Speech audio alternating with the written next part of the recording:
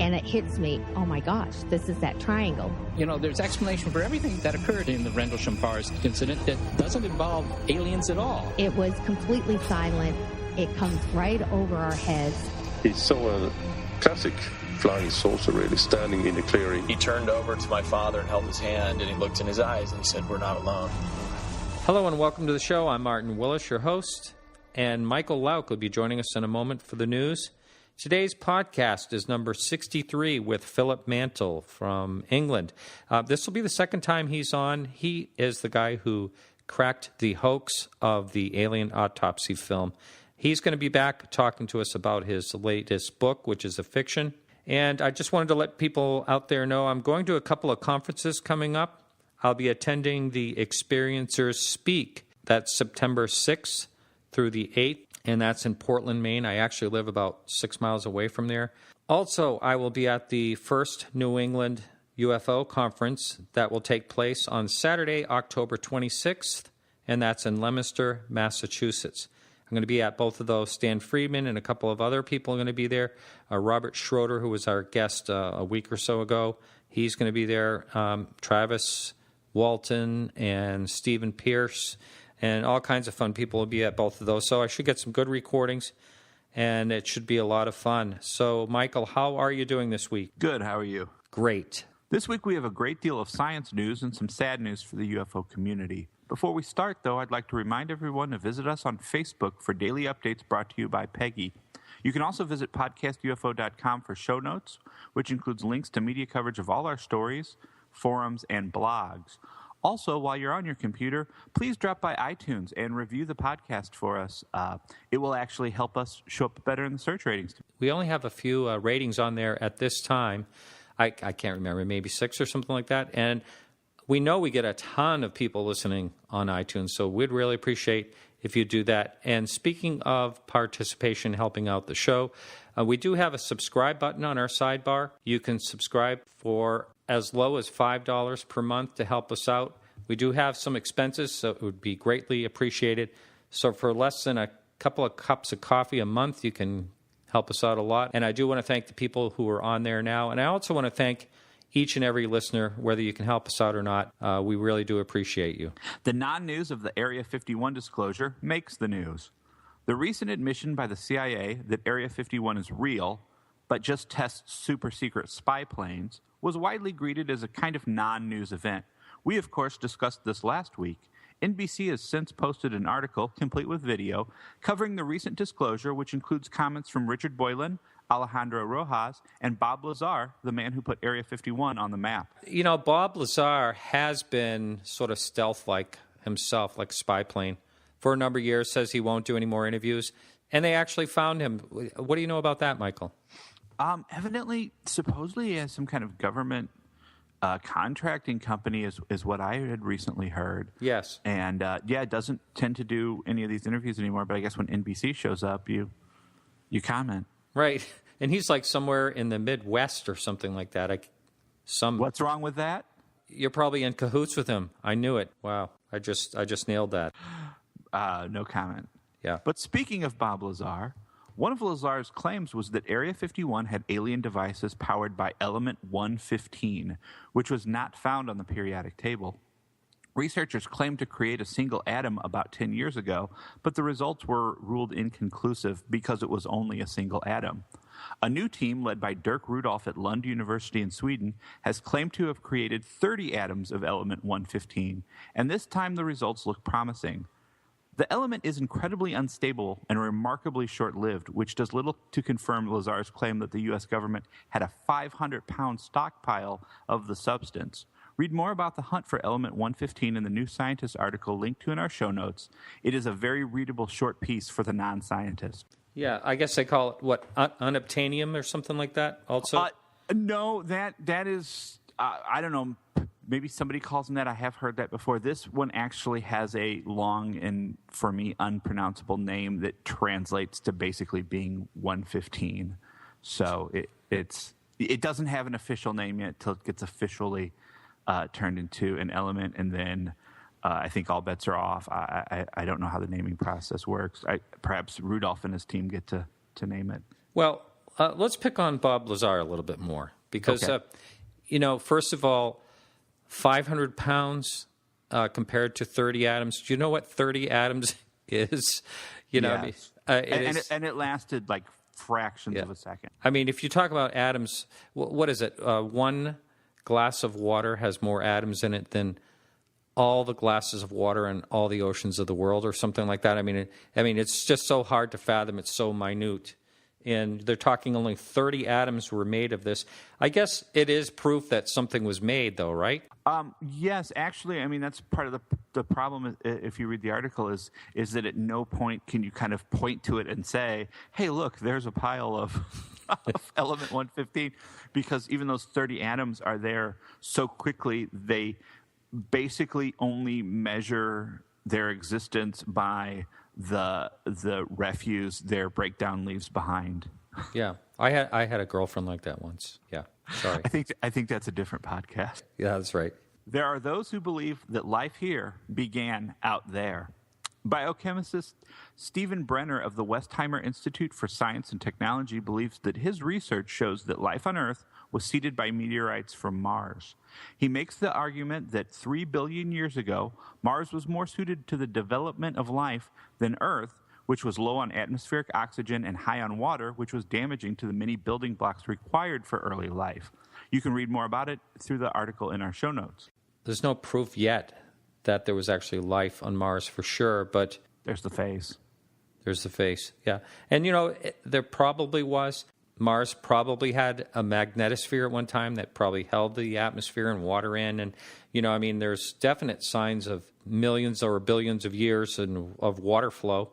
And when a magnetosphere goes, all the atmosphere and the water goes, and don't you think for a minute it can't happen to Earth? It could. That's right. That's why we need to colonize everywhere we can. That's right. Yeah. Yeah. Hey, quick pop quiz. That headline, do you know what that headline was from? No. Those were the opening lines of the original Battlestar Galactica narration. Really? Yes. Wow. Speaking of... It's a nerdy week. All right. That's awesome. Speaking of pop quiz, on that particular link, there is a 10-question quiz on that that's about Mars. What do you know about Mars quiz on that? And I got 7 out of 10, which really is bad. It's a C. Yeah. That's not bad. I always was a C student. You're passing. Yeah. All right. Wormholes are the key to time travel. Astrophysicist Eric W. Davis has authored a new paper arguing that wormholes are the key ingredient to time travel and faster-than-light travel. Of course, science has yet to actually prove the existence of wormholes, so making the case for time travel by wormhole is about as practical at this point as penning a paper pointing out that all you need for practical time travel is to make friends with a benevolent renegade Time Lord with a soft spot for the UK. Read more about it, though, in the Live Science article we've linked to in our show notes. I was reading that article, and physicists have actually, in fact, sent muons, which is a little tiny particle, into the future. Did you actually know that? They've actually done time travel?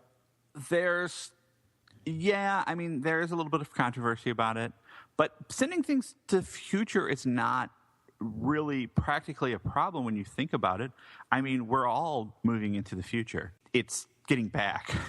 Yeah. Getting back that makes it, or moving back to affect the difference. I mean, to move things in the future, Time bombs, theoretically, philosophically affect the future.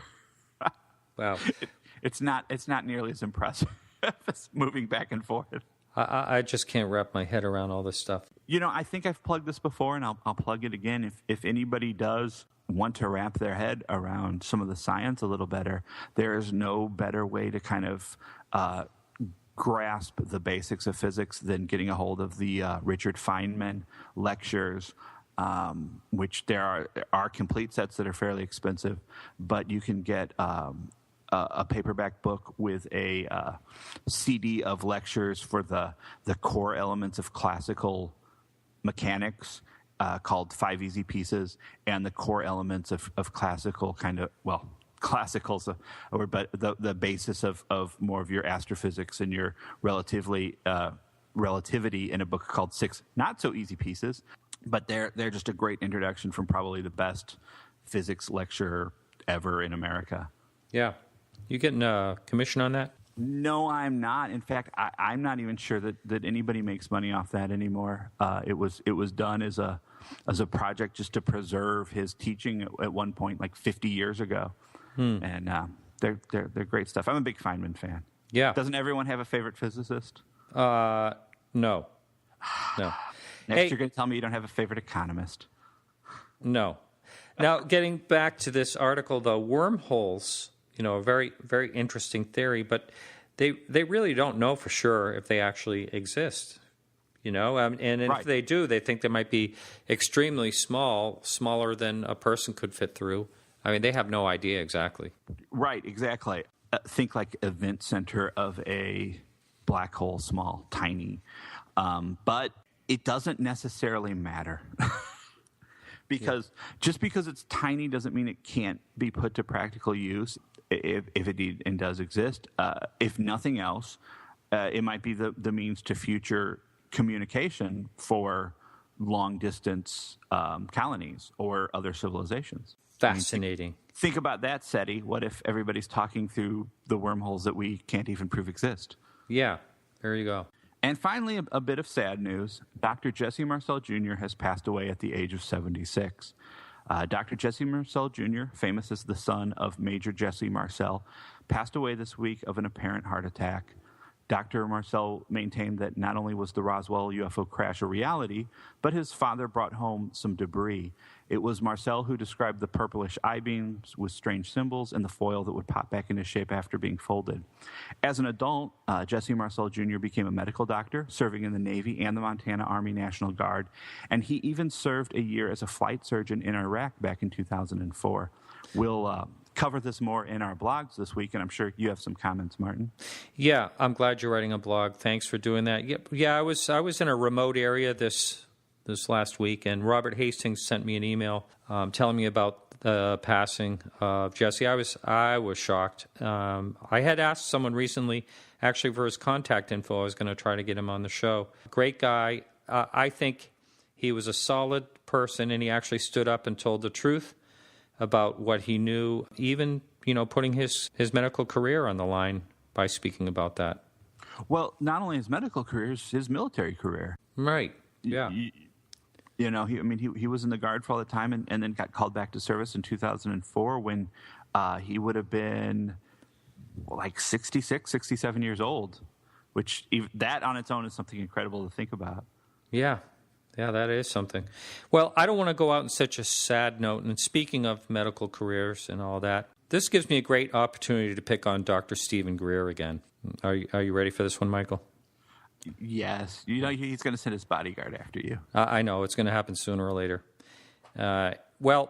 He gave up his practice to find baby aliens and channel overflying ETs and all that stuff. Well, recently, while he was in Australia, some of the Aussie witnesses reported hanging with him whilst he was channeling these ETs and aliens. And they said that he was doing this channeling in a real low voice using a French accent. What do you think about that, Michael? Well, I think the Zeta Reticuli accent is often mistaken for a Parisian dialect. Is that what it is? I was thinking maybe he watched a little too much of Saturday Night Live with the Coneheads. They always said they were from France. They were from France, exactly. Yeah, maybe that's it. I don't know. But anyway, thanks so much. We went really long this time. We had a long news session. All right, thank you, and I will talk to you again next week. See you then.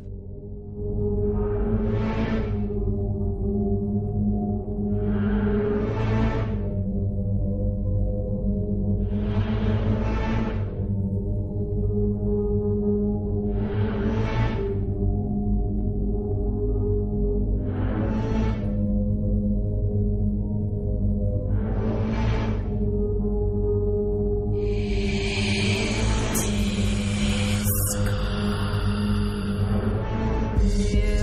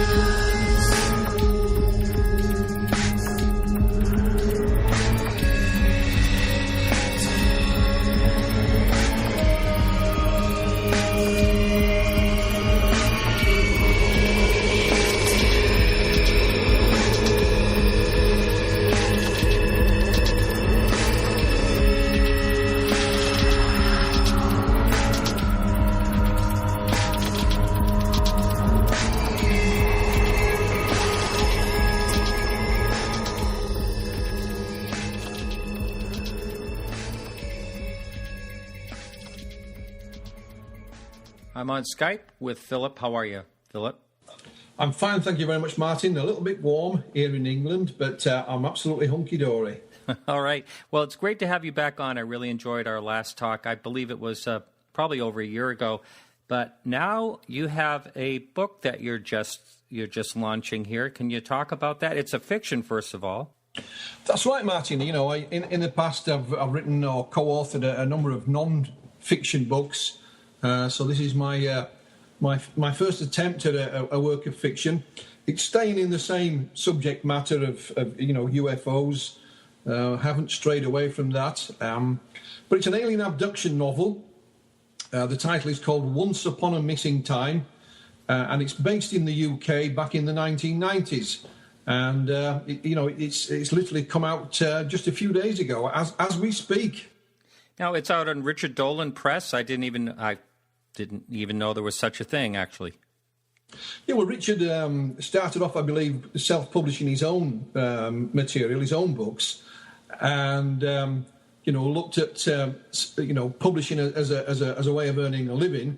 Because a lot of authors in this field, Martin, they find it difficult to be accepted by, in inverted commas, the conventional publishers. It's been very difficult for a lot of us down the years. Mm-hmm. So Richard knows the marketplace, knows a lot of the people personally. I mean, I've met Richard, so he decided to set up his own small publishing company.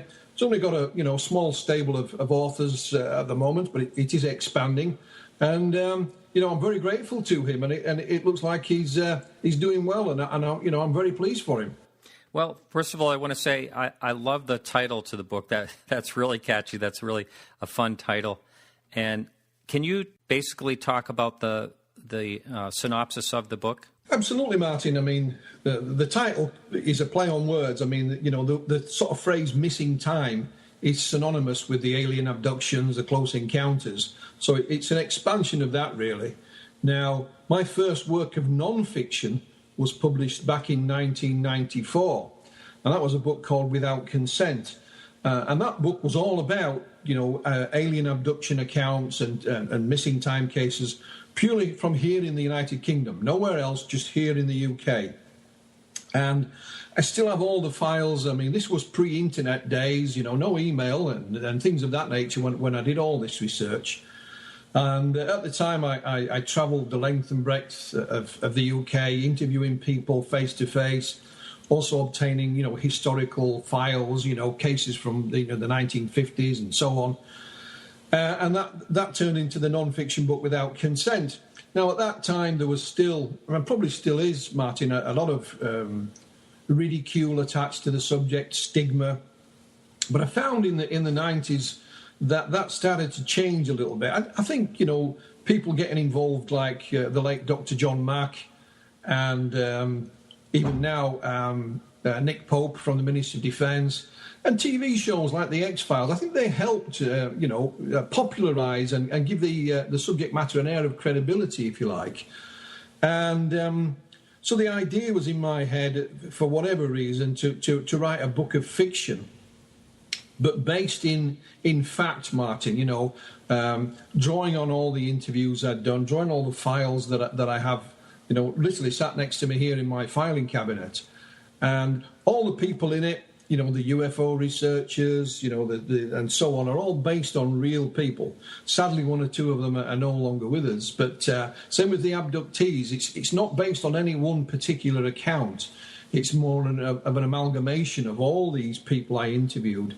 For example, it's quite an emotional book. There's a lot of, angst and trauma in it, if you like. And that's based on a lady that I interviewed many times. She's called Rosalind Reynolds. People will never have heard of Rosalind. She's not on the lecture circuit or anything like that. She lives in Lincolnshire here in the UK. But, she talked about the feeling of helplessness. Who do you turn to when this kind of things happen? I mean, literally, who do you go to? And so I turned all this into a fictional family. It's the Morrisons. It's a man and his wife. They live in a small rural setting here in the county where I live, in Yorkshire, although the north part of it. They have a young daughter, 13-year-old. Alan Morrison is a teacher at the local high school.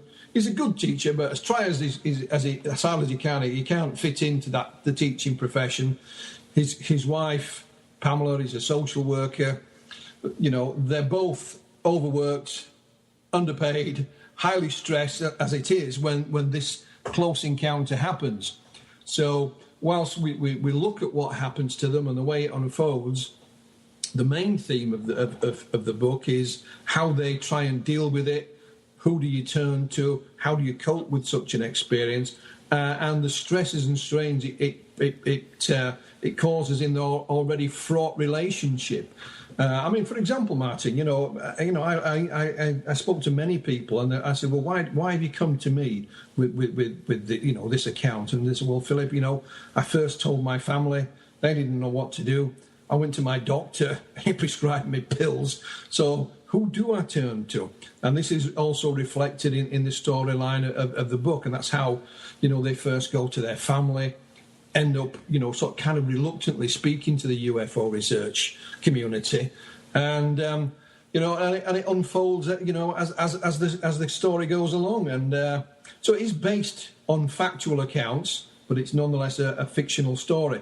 And we also try and emphasise, Martin, again, this was borne out by my research, that whatever the abduction phenomenon is, and I don't pretend to have the answers, this book doesn't provide any answers. It is completely random. It happens to people in all walks of life, all over the world, any place, anywhere. Despite what the skeptics might have us believe, that it's some lunatic running around the hills somewhere, that it only happens to in the middle of nowhere, that is not true. And most, if not all, of the abductees are as bewildered as the rest of us as to what has happened, And I try and paint that picture in Once Upon a Missing Time. Mm-hmm. I was reading a little bit about this book, and I imagine that it really can tear people apart, their families apart. Have you seen a lot of that in your research? Absolutely. Again, I mentioned a lady there called Rosalind. I mean, it put a great strain on her relationship at the time, and the relationship, finally came to an end. So from an experiencer's point of view, yes, it can have a tremendous effect on their family life, their everyday life, their work life, Right. And I also found from my own experience as a UFO researcher that from a researcher's point of view, it can also have an effect on your family life and your work life. You may not always realise that that's happening, become so deeply involved in this subject that before you know it, Martin, it has an effect. And that happened to me personally, so that's not speaking in the third person. I know that from first-hand experience. But no two abductees and no two accounts are the same. They all deal with it in their own way. Some people look at it as a very positive experience, but it can cause an awful lot of confusion. Again, there's one lady who's not mentioned in the book by name, and in my original book, Without Consent, she's named, but I give her a different name. And she had a lifetime of experiences, Martin, and her first instance was to go and tell her family. Mm-hmm. They didn't know what to do. I mean, so they sent her to the doctor. And this was a period in England when if a housewife went to the doctor complaining of certain ailments, they were given tranquilizers, no matter what. And that's what she was given. Mm. And, of course, it didn't do any good at all. So she threw them in the bin. And then just quite by chance, she saw, my name in a local newspaper article and contacted me. But these things had already been ongoing for a number of years. And she was just happy. I use that word kind of loosely. She was pleased that she just had somebody that would sit down and listen without ridicule, without laughing, without passing judgment. And, a lot of the abductees, certainly back then, found that of a great help. And some of them set up their own support groups, and some of those are still going to this day. So it has all kinds of effects, Martin. But and some of those are outlined in the book. Couldn't put everything in there because, again, no two people react the same way. But we try to emphasise exactly, what can happen in some circumstances. Earlier off mic, we were talking about how much work writing a book is, and especially when you're trying to do, the other part of your life, like a job or something like that. And So I'm in the antiques and arts field, and a few people have crossed over that have found my name on this podcast. And one of them actually has an abduction account they want to talk to me about. I'm pretty interested in talking about that. It seems to me that there's a lot more accounts of abductions in the United States than about anywhere else. Is there quite a bit going on in the UK? Yeah, I think that's a fair comment, Martin. I think, again, we forget that the United States and Britain are foreign countries. We may share a common language, but our culture is very, very different indeed. I think in general, the Brits are a more reserved race, if you want to use that word, and they tend to keep things closer to the chest than perhaps they do in the United States. That's been my experience anyway. I know it's a generalisation, but like I said, when I started my abduction research back in the late 1980s, I could think of maybe a couple of handful of known abductees here in the UK. Things that had already been talked about and few that had been published. There wasn't by any means a lot. But as the 80s and the 90s progressed, and people like John Mack and Nick Pope went into the public domain, I think it helped bring people, forward. Books like Communion also helped, and other publications. So I just think it's because our cultures are quite different, Martin. But now it's a common subject here. More people are willing to go on the record. There is still a stigma in certain circles. There is still fear and ridicule, but I don't think that's any way as bad as it used to be. By writing books like this, it shows, I think, the subject matter in the right vein. I know it's a work of fiction, but it shows these were just ordinary people about their working life when this most bizarre of experiences happened to them. They don't know what it was. They're looking for answers themselves.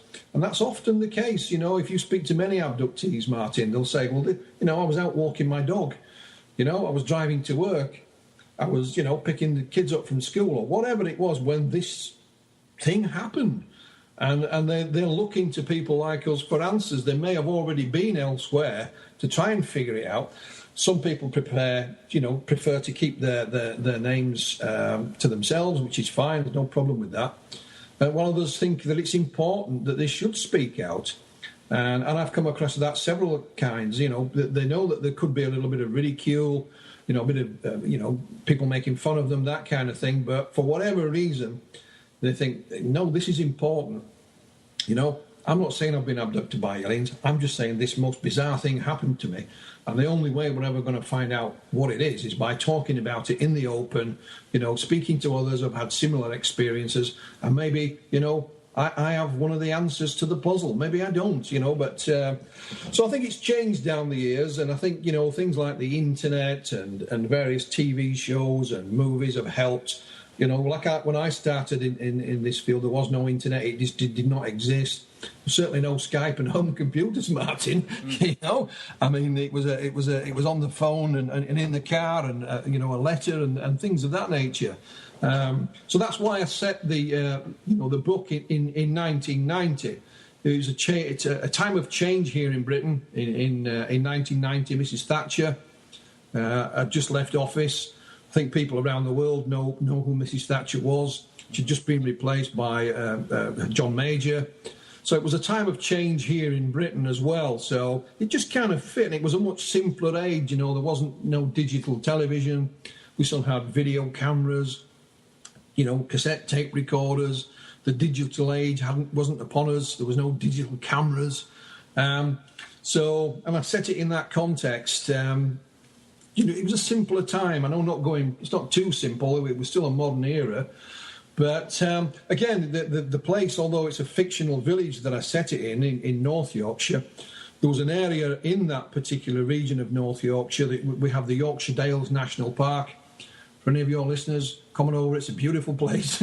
But we had all kinds of UFO sightings there. I mean, we were absolutely inundated with them, including, the close encounter type scenarios as well. So whilst it's a fictional village name, I have set it in an area that had this kind of activity going on at that time. So it kind of fits there as well. Now, you said that for the most part, England has kind of loosened up and it's not so conservative on the subject as it used to be. Have you noticed people coming forward that have been suppressing this for many years? Absolutely. I mean, they said, even just recently, not about just abductions, but about certain types of UFO sightings in general. They say, I've never spoken to anybody about this. And it may be just one thing that they read or they see somewhere that acts as a trigger. And they think, well, now's the time I should tell somebody. Mm-hmm. And you find that in many, many cases, that even some of the well-known cases like Roswell, for example, Martin, there's still, elderly gentlemen who are maybe former military, 60, 70 years later come forward and say, well, I've never really told anybody about this. Mm-hmm. And but they may just something that likes to touch paper, and then they think, well, now is the time. It may be a newspaper article, it may be a TV documentary, and they think, well, I didn't really know an awful lot about this. I thought I was the only one, but now I know I'm not, and they speak up, and we try and encourage that without going over the top. If they want to remain, incognito, that's fine. There's no problem with that at all. So that happens fairly regularly. However, you also have the other side of the coin, Martin, and people will say, well, yeah, put my name on the record. I don't know what this was. I know what it wasn't. And that's people from all walks of life, and including professional people. And they said, well, I don't care, this is important and people should know about this. And, so we get quite a mixture, but people do keep it to themselves, Martin, yes. I can only imagine what an experience would be like, and I would just feel as though I was going crazy. I can't imagine feeling any other way about that. Is that like a common theme when people come forward? Oh, yeah. I mean, one of the ladies who's I interviewed many, many times, a lady called Jane. Jane was a housewife with a young child, and she had a number of encounters, Martin. It wasn't just a one-off, from the age of 16 onwards. And she said, and her first reaction was, I must be going nuts. I really must be. She knew nothing about the subject. She was just an ordinary woman in an ordinary village. And, she thought, I must be going off my head. I really must. So she went to the doctors. And, she wasn't mad. She wasn't suffering from delusion. Jumping forward in time, it was about 7 years later when I first met Jane. And the encounters were still ongoing. And we talked about it. We recorded much of the information as we could. And I took her to see a psychologist who was very interested in the abduction subject. And I left Jane and this particular doctor together for several hours. We had a long chat. It was all prearranged. Jane was, very cooperative. And he came back and he said, well, Philip, I don't know what's happened to this young lady, but I know for certain she's not delusional, she's not psychotic, she's schizophrenic, etc., etc., etc. In other words, he gave her a clean bill of mental health. And he was shortly coming up for retirement, worked at a huge university here in the north of England, and he wanted to get involved more once he'd retired. He didn't mind putting his name to it, but sadly, when he retired, he took ill and wasn't able to fulfill that. So, she literally thought she was going off her head. But the doctor in question reassured her and said, well, I don't know what's happening to you, but you're not going out of your mind. You're not mad. So on one hand, she was pleased with that. But on the other hand, she thought, well, it would have been an explanation if I hadn't been mad. So I don't know which explanation she was happiest with, but it kind of reassured her in a way. But it is a theme that crops up now and again.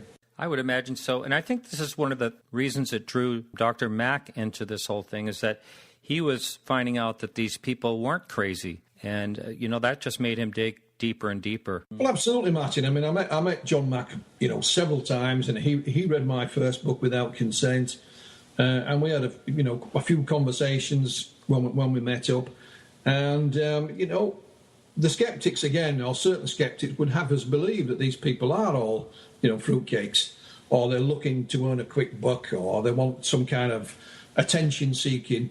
And let's be honest, there are one or two like that, but there are one or two like that in, circles that collect stamps.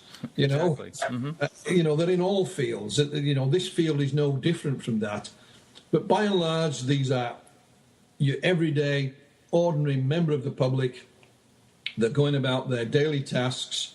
They have little or no interest in this subject beforehand, and it comes to them like a bolt out of the blue.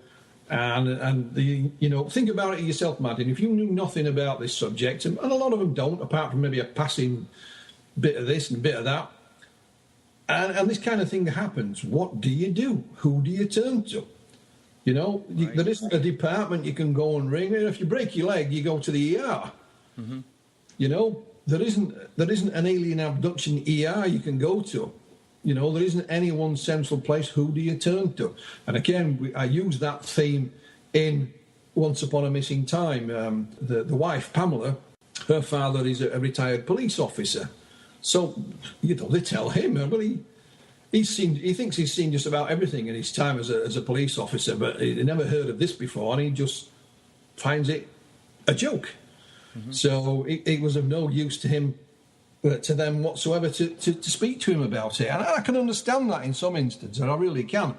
I mean, again, you put yourself in his shoes, I can understand it. I'm not saying it's right or wrong, but I can understand certain people's reactions. It is a bizarre subject in its own right. But I think it's one that's gained a little bit of credence and credibility with more and more professional people becoming involved, both out in the open and behind the scenes. And again, that's emphasised in the book. We have a doctor who becomes involved. He's a psychologist.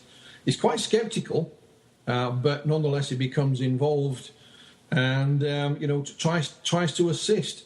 It's not particularly based on Dr. Mack or anyone like that. It's again, an amalgamation of many different people. But there are people like that out there that are willing to help, not just the genuine UFO researcher. There are professionals as well that will actually take it seriously.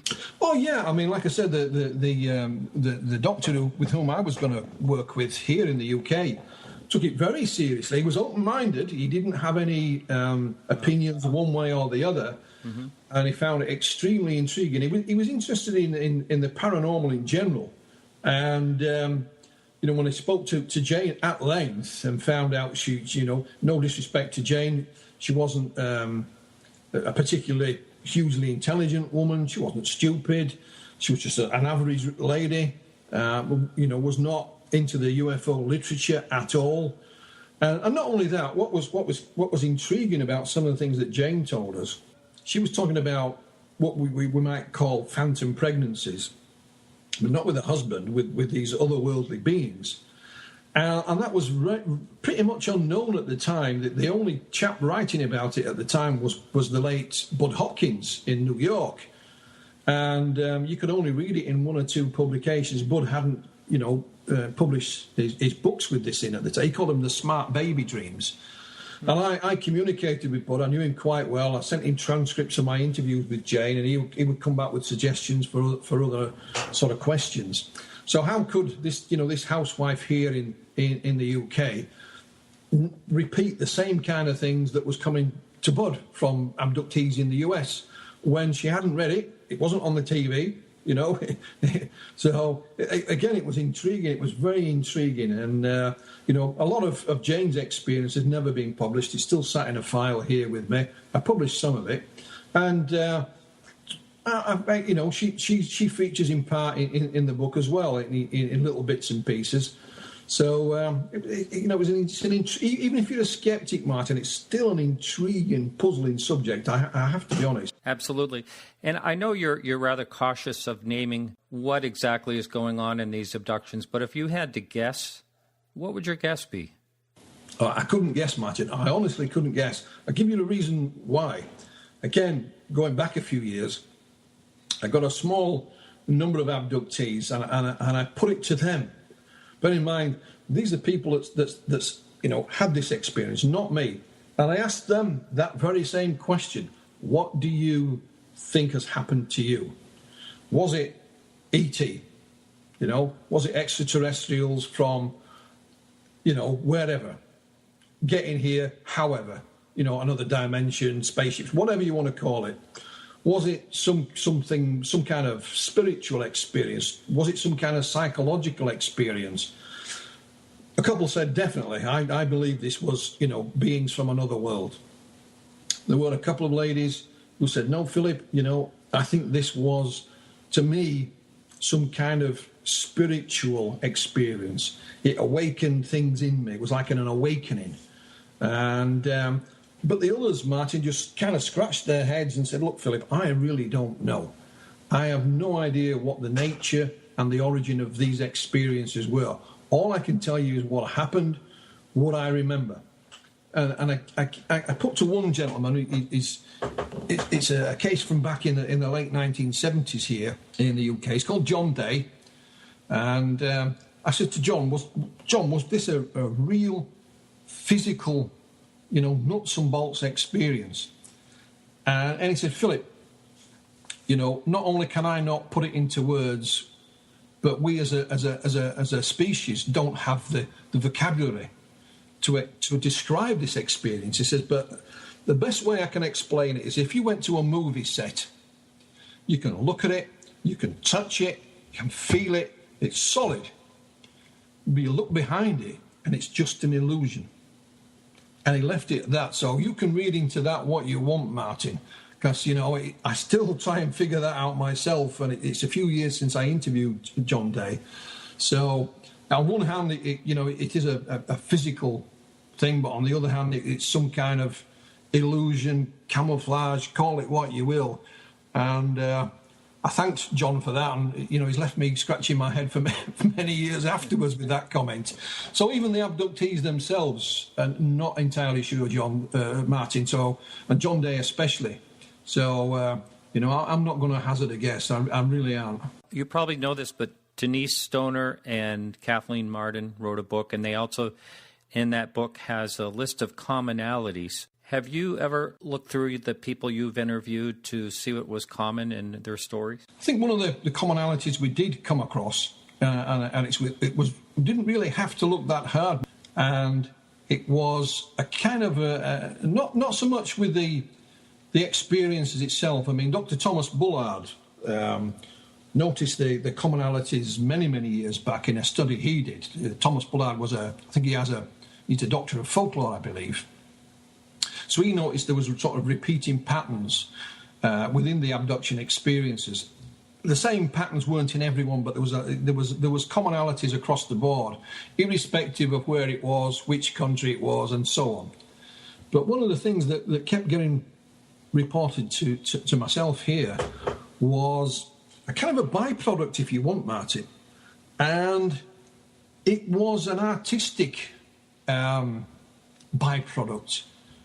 For example, I mentioned John Day. John Day was a what we call a chippy. He was a woodworker, a house builder. But him and his wife became interested as a direct result of his encounter. They became interested in all kinds of green issues, which back in the 70s weren't really a big thing. But his skills as a joiner seemed to change and took a more artistic route. And when I interviewed John, he was making the most beautiful dolls' houses. I mean, they were an absolute work of art.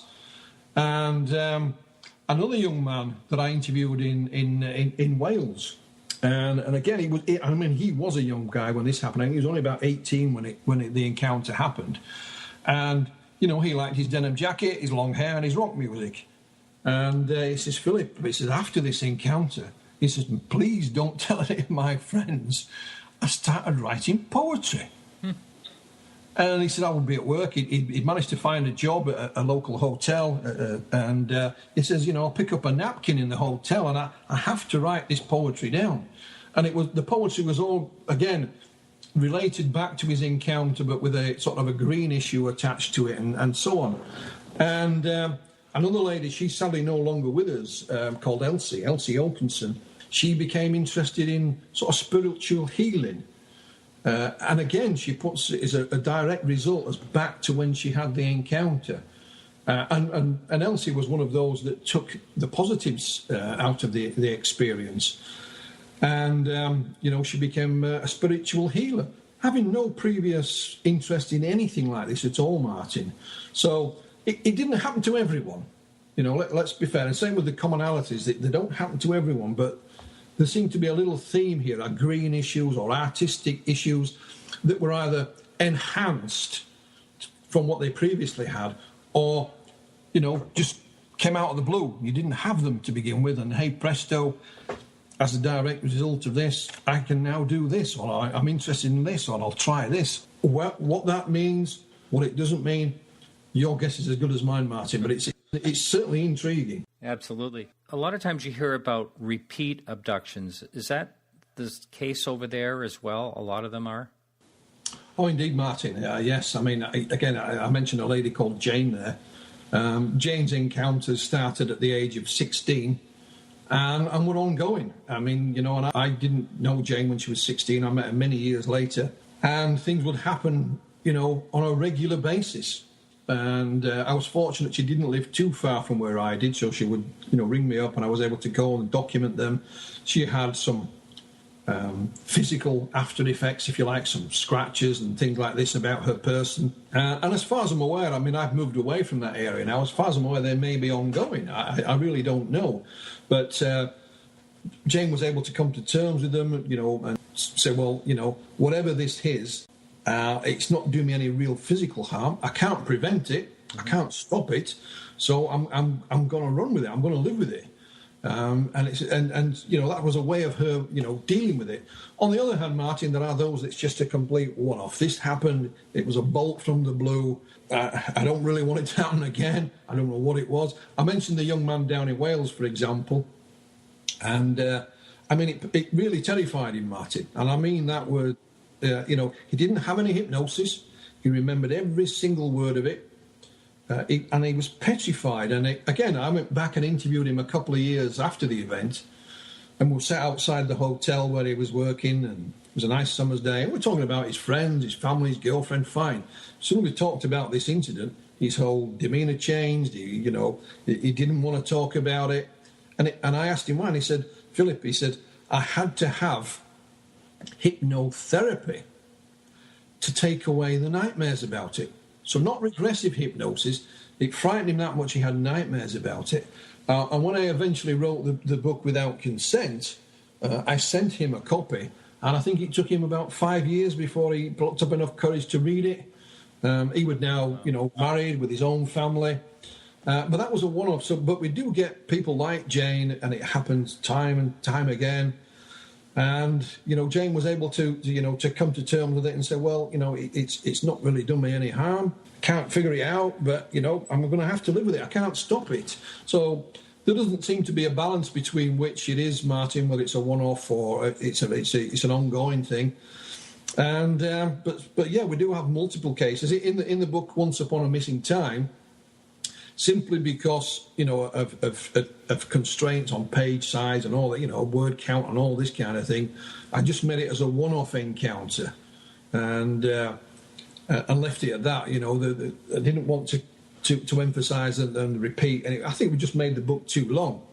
However, I've worked with an actor friend of mine called Nabil Shaban here in England, and we've written a screenplay based on the book, and we've just shortened the title to Missing Time. And although in there we still remain that there's just one encounter, the main difference is at the end, when you think it's all over, the encounters start up again or are just about to start up again. So, we're giving a strong hint that these things are not a one-off, it's ongoing. So it is different in that respect to Once Upon a Missing Time. But like I said, in the work of fiction, I've just kept it at one encounter, and that seems to work well when it comes to writing it down. I know I'm asking for a lot of similarities between the U.S. here and what happens there, but you mentioned false pregnancies. Are a lot of the abduction accounts, do they talk about the genital examination like you hear about, and does anyone ever talk about implants? Yeah, I mean, again, one of the commonalities, if you like, was, and it still is, some kind of physical aspect to the encounter, a medical examination, for want of a better word. There aren't a lot of people like Jane who talk about the smart baby dreams and that kind of thing. That's still a rarity. And as far as so-called alien implants are concerned, again, it's I don't think that's as widespread as perhaps you might find it in other parts of the world. But again, I have come across people. In fact, just recently, a lady contacted me about a member of her family who thinks they may have some kind of implant. And she first contacted Dr. Roger Lear in the United States, who's sort of been a pioneer in this field. And I know Roger very well, and he said, well, I can't do anything from the United States. Perhaps you might like to speak to Philip. And again, I've put this particular lady in touch with somebody. She lives hundreds of miles from where I do, Martin, so I've put her in touch with somebody nearer to where she lives who may be able to assist her. So that's rare, and I don't know any of the intimate details. I know she was just looking for some assistance. There's nothing I can do from where I am at the moment. So it seemed appropriate to get somebody who lived nearer to her. So again, it's not common, but it's not unknown. Yeah, Dr. Roger Lear is a future guest on our show, and I'm going to really drill him about a question I have about implants, and that is, if they can be removed, isn't that the smoking gun if their technology is whatever these implants are? It's a whole puzzle in itself. Well, yeah, I mean, again, in the book Once Upon a Missing Time, we don't directly mention implants, but there's subtle hints that there might be something else happening. There are marks about their bodies, which has been reported. Again, I mentioned Jane. She had various marks about her body after certain encounters. So we hint at it, but we don't mention it in your face. What I've tried to do in the story is to let the reader use their own imagination, Martin. I think, I was brought up on that kind of storytelling. So you can read into things like that what you will. And it can also be coincidental, maybe, he's been at school, he's had an argument in the playground with a child, and he's got a scratch and he didn't realise was there. So if you think about, the film Close Encounters, there's a few red herrings in it like that. Perhaps there's an explanation for this, or perhaps there's not, So you make of it what you will. But going back to sort of real life cases, I mean, I'm sure Roger will say, yes, it is the smoking gun. And he has no doubt that these are the genuine article. They're not of this earth. He has worked with others in the field, and they've tried to get these analysed here, there, and everywhere, and have the results of this. But it's not yet in the mainstream. And, I think Roger will, if not already, not just Roger, others like Daryl Sims and one or two others will be looked upon as pioneers in this field. And who knows, where that may lead, Martin. It's something I follow closely. So going back to your book, what really inspired you to write a book of fiction? I think the inspiration or the reason for it, Martin, was I still, even to this day, I get annoyed by the skeptics who will, try and emphasise that people who have these experiences, the abductees as we will call them, are some kind of fruitcake, or they're after attention, or they want to sell their story to the newspapers for money, and so on. But it's been my experience that is not the case. Yes, you may have one or two like that, but it still annoys me tremendously. I know he's no longer with us, but Philip Glass was a prime example of such scenarios. And it's just not true. So the reason for writing a work of fiction was to say, look, this is based on factual material. This is based on my own investigations that I've done down the years. The files are here, some of which have been published previously. But it's to emphasise that we still have a long way to go to finding the answers behind this phenomena. And I say in the introduction, to the book. If you're looking for answers to the abduction phenomena, you will not find them in this book. That's not what it's about. It's about emphasizing that whatever this phenomenon is, it can happen to you, it can happen to me, it can happen to anyone, anytime, any place, anywhere on Earth. And it's just one way of showing that how difficult it can be to cope with it.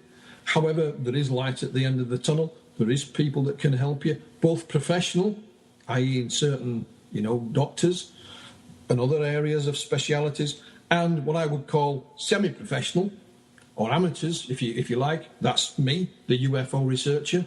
There is help, there is understanding, and not only perhaps by sharing these experiences we will ever expand our knowledge on it. And there's nothing to fear but fear itself, and that's the main point of it. It's just to put the abduction encounter, the experience in the light I believe it should be viewed in, without any ridicule, without any fun being poked at it. Or there are one or two light-hearted moments in the book. A lot of people deal with trauma in a light-hearted way. It relieves the angst, if you like. Sure. And so I try and paint the abduction in a positive light, if that's the right word, and showing that that it's not all kooks and lunatics. And that there is something behind this phenomenon. There's something tangible there that, as yet, conventional science has failed to get to grips with. And it's a study that is still ongoing, Martin. And it's one that still intrigues me. I've been involved in UFO research for a long time. Well, maybe I make myself sound really old, don't I? But and it still intrigues me to this very day. Again, people from all walks of life report these incidents. Professional people, housewives, teachers, police officers, and you name it. And some of them have more to lose than they have to gain by coming forward with these encounters. So I think there's a very important phenomena here. Hopefully, this will add to the pool, if you like, maybe help the understanding of it and see how people can cope with it. Who knows? I'm just a humble UFO researcher, Martin, and I'm just trying to do my best. Well, I appreciate your work, and your website is beyondroswell.com, and you can find the book at richarddolanpress.com. Thanks so much, Philip. It's been a real pleasure to talk to you again. The pleasure's all mine, Martin. Thank you very much. So that's it for our show today. Thank you for listening. Also, please don't forget to write us a review in iTunes. We could really use your help. And if you can support us financially, we have our subscribe button right on the side of our website. And if you can help us out, that's great. Music is provided by Carrie Lloyd Whitehouse. Thank you, Carrie. That's carrielloydwhitehouse.com. Don't forget the Experiencers Speak, which is very similar to this podcast in abductions experiences. That's going on in Portland, Maine, September 6th through the 8th. Hope to see you there. It'd be fun to hang with you. We'll be back next week. And remember, keep your eyes to the sky.